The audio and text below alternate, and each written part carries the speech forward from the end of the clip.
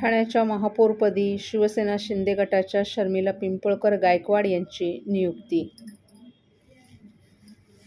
ठाणे महानगरपालिकेच्या कारभारात आज एक ऐतिहासिक क्षण नोंदवला गेला। तब्बल 3 वर्षांच्या प्रशासकीय राजवटीनंतर अखेर लोकनियुक्त महापौरांची निवड जाहीर झाली असून शिवसेना शिंदे गटाच्या शर्मिला पिंपळकर गायकवाड यांनी ठाण्याच्या महापौरपदाची सूत्र हाती घेतली। उपमहापौरपदी भाजपचे कृष्णा पाटील यांचीही बिनविरोध निवड झाली। ठाणे जिल्हाधिकारी डॉ. श्रीकृष्ण पांचाळ यांनी पीठासीन अधिकारी म्हणून या निवडी अधिकृतपणे घोषित केल्या। या निमित्तानं ठाणे महानगरपालिकेच्या ऐतिहासिक सभागृहात विशेष सर्वसाधारण सभा पार पडली। यंदा महापौरपद अनुसूचित जाती प्रवर्गासाठी राखीव असल्यानं महायुतीकडून शर्मिला पिंपळकर यांचा उमेदवारी अर्ज दाखल करण्यात आला होता।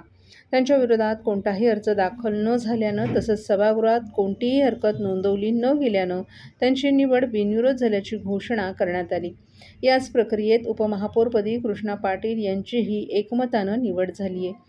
सध्याच्या ठाणे महापालिकेतील 131 नगरसेवकांपैकी शिवसेना शिंदे गटाकडे सर्वाधिक म्हणजेच 75 नगरसेवक आहेत, तर भाजपकडे 28 नगरसेवकांचं संख्याबळ आहे। याशिवाय राष्ट्रवादी शरद पवार गटाचे 12, राष्ट्रवादी अजित पवार गटाचे 9, MIMचे 5, ठाकरे गटाचा 1 आणि अपक्ष नगरसेवक 1 आहे। ठाणे म्युनिसिपल कॉर्पोरेशनच्या या संख्याबळामुळे महायुतीकडे स्पष्ट बहुमत होतं आणि त्यामुळे निवड प्रक्रिया केवळ औपचारिकतेपुरती मर्यादित राहिली। 2022मध्ये नगरसेवकांचा कार्यकाळ संपल्यानंतर ठाणे महापालिकेत प्रशासकीय राजवट लागू झाली होती। या काळात महापौर आणि उपमहापौरांची दालनं तसंच अधिकृत वाहनं वापराविना राहिली होती। आज या पदांची पुन्हा प्रतिष्ठापना होताच महापालिका मुख्यालयात उत्साहाचं वातावरण दिसून आलं। प्रवेशद्वारापासून सभागृहापर्यंत रेड कार्पेट अंथरण्यात आलं होतं आणि संपूर्ण परिसराची आकर्षक सजावटही करण्यात आली होती। नवनियुक्त महापौर शर्मिला पिंपळकर यांनी उपमुख्यमंत्री एकनाथ शिंदे यांचे आभार मानत आपली भूमिका स्पष्ट केली। एकनाथ शिंदे यांनी टाकलेला विश्वास आपण नक्कीच सार्थ ठरवू। ठाणे शहरासमोर वाहतूक कोंडी, रस्त्यांची अवस्था आणि पाणीपुरवठ्यासारख्या गंभीर समस्या असून महायुतीतील सर्व नगरसेवकांना सोबत घेऊन शहराच्या विकासाला गती देण्याचा आपला निर्धार असल्याचं त्यांनी सांगितलं। महापालिकेच्या निवड प्रक्रियेच्या वेळी राज्याचे परिवहन मंत्री प्रताप सरनाईक, स्थानिक आमदार तसंच महायुतीचे अनेक ज्येष्ठ नेतेही उपस्थित होते। महापालिका मुख्यालयाबाहेर उपमुख्यमंत्री एकनाथ शिंदे यांचं भव्य कटआउट्स आणि बॅनर झळकत होते। ढोलताशांच्या गजरात गुलाल उधळत कार्यकर्त्यांनी आनंद उत्सव साजरा केला आणि ठाणे महापालिकेत पुन्हा लोकप्रतिनिधींच्या कारभाराची सुरुवात झाल्याचा जल्लोष पाहायला मिळाला।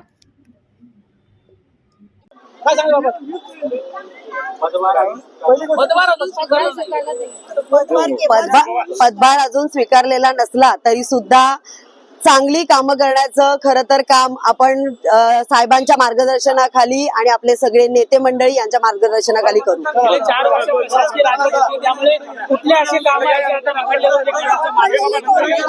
खरं तर 2022 मध्ये कार्यकाळ संपला होता आणि 4 वर्ष प्रशासन सगळं बघत होती आणि त्यानुसारच आता 2026 मध्ये इलेक्शन झालेली आहेत आणि नगरसेवक आणि बसलेले आहेत।